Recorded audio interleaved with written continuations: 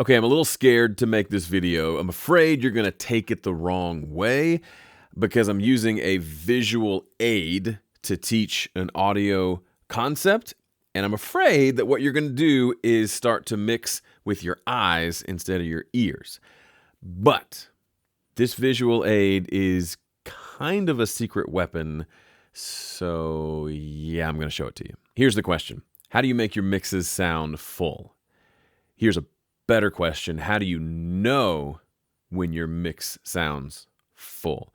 Here's an even better question. How do you know when your mix doesn't sound full? I hear this question a lot from my students. They'll say, how did you hear that thing you just heard in the mix that you then went and fixed? And the answer is unfortunately pretty annoying. I tell them it comes from lots of experience, and then that experience leads to intuition. If you're an experienced guitar player, then you immediately notice that that guitar is out of tune. If you're a really experienced guitar player, you can tell me which string was out of tune. It was the G string. Ugh. When you're new to guitar, you can't really hear that, but thankfully there is a tool that visualizes the tuning of your guitar. So you don't have to rely on your ears. You can visually see on the tuner if a string is out of tune and you can fix it. Well, we have a similar tool in the studio, and that's what I'm going to show you today. I present to you the spectrum meter. This area right here, this blue meter here is called a spectrum meter, and it's showing me what's happening in the frequencies on my mix. So by itself, it's kind of fun to look at, but unless you know what to look for, it's not terribly helpful. I'll give you an example where this is helpful. We were listening to some mixes on a recent live stream where I was doing critiques for my gold members. And I noticed that when I was listening, there was this bass note that was really loud and standing out way louder than the others. There it is right there. So this note, for whatever reason, was kind of a sine wave-ish, and it was just significantly louder than the rest of the mix. That's what I heard. Then I came over to the spectrum meter and took a look, and we could visually see that, holy smokes, that thing is the loudest thing in the entire mix by a lot. So we heard it, and then we confirmed it with the spectrum meter. I can tell how a mix is going to sound by looking at the spectrum meter because I've done this so much. So for example, I can look at this mix. And the key point to this is check out this diagonal line on the screen. It's a thicker white line that goes up to the left, down to the right. This, the way that I understand it, is representing what a balanced mix will look like across the frequencies. Lower frequencies tend to have more energy, so they can be a little bit higher. Higher frequencies, we tend to not want them to be quite so loud. So this represents what we would call a flat mix. It's a little confusing because it's slanted.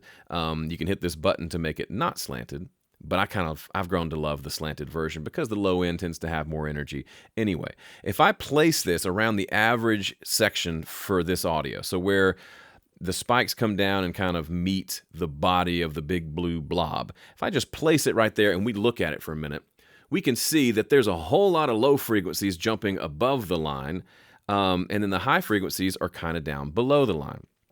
So it tells me one thing, the lows are probably too loud.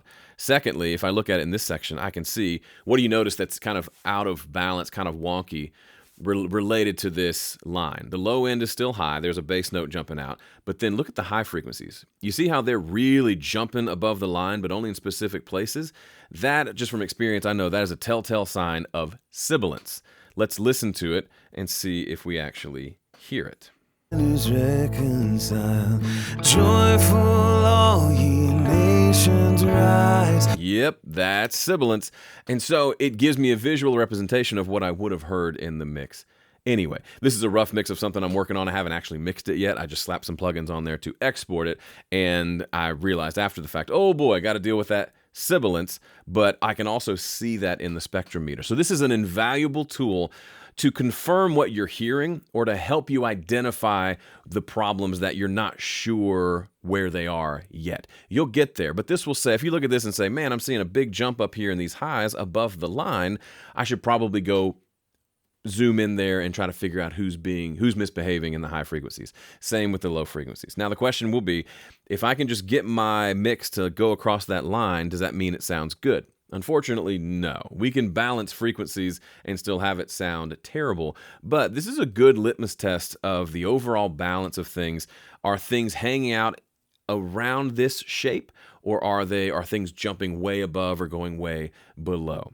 This is a great tool to learn, to train your ears, and then also to identify what you think you're hearing and see what's happening visually. My warning to you is don't become so dependent on this that you can't hear the problems, you can only see them, because things aren't always what they seem visually.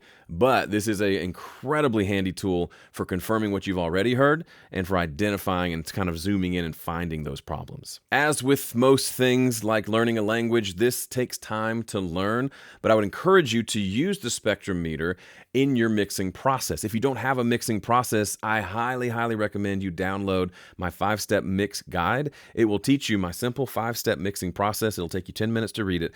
And then if you mix your next 10 songs using that process while keeping an eye on a spectrum meter, you'll start to be able to hear these problems better than you ever have before.